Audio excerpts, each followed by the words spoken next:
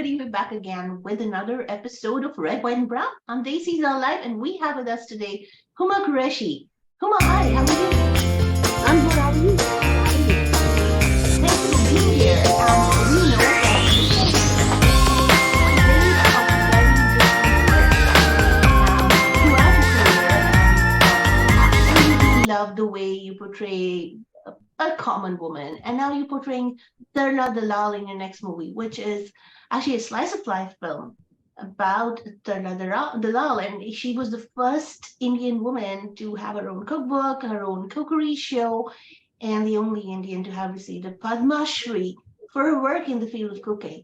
So tell us more about how do you come across this movie? How do you pick up these roles, and what was your experience?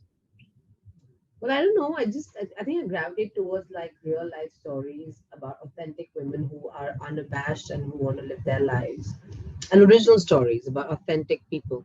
I think this was offered to me by the producers Nitish Tiwari and Ashwini Tiwari, who both are like iconic filmmakers, and they are producing this film with Piyush, first time sorry, a first time director, but also like someone who I really look up to because he has such an immense body of work as a writer behind him.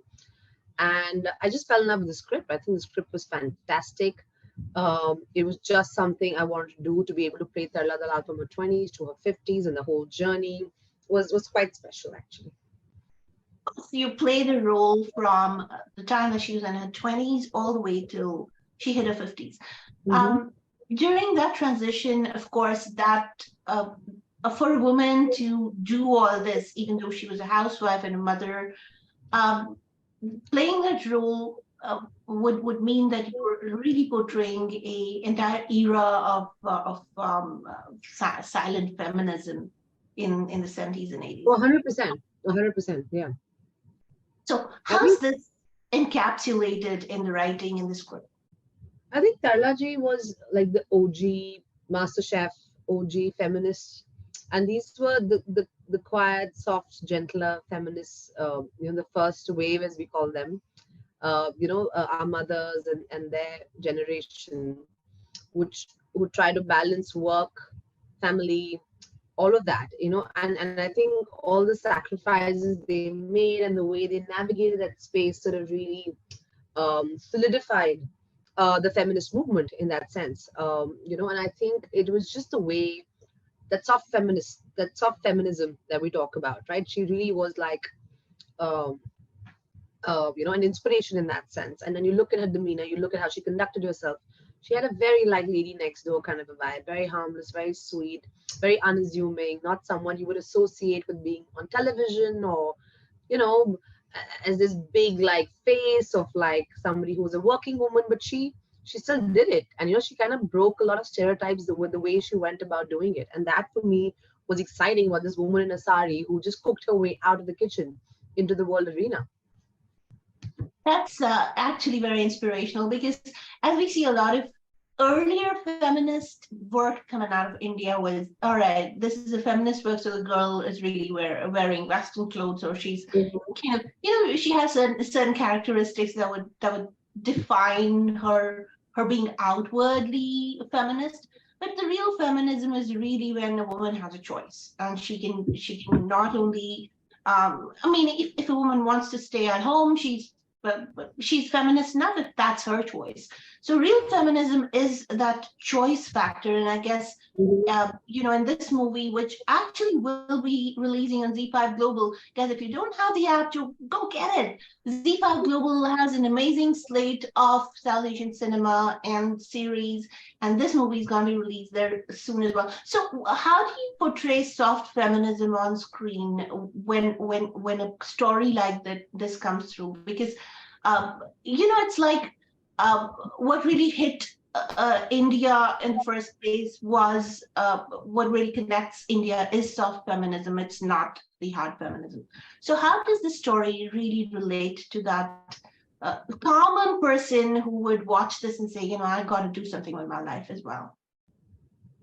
Well, so many things. Wow, where do we begin? It's like, I think what happens with most trailblazers is that they just live their life in the most authentic way possible, and they end up becoming like a beacon of hope for for so many other people. I think that's where their true power comes from.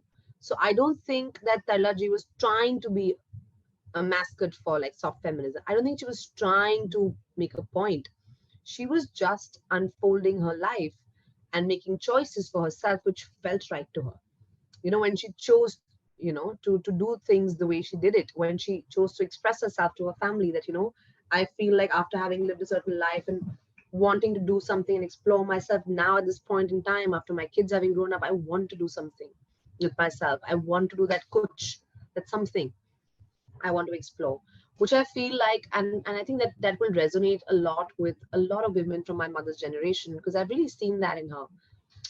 Where I think they were put in the whole family system of wanting to get married and have babies, and you know, and after a certain point, when they're sort of done with all their responsibilities and now they're adults, you go like, wait a second, what did I do with my life right now?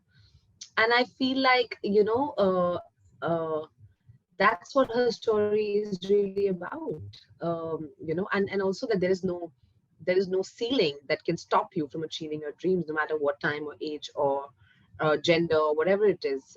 So yeah, I think a lot of people will take a lot of inspiration from this story. A lot of people will identify with the story.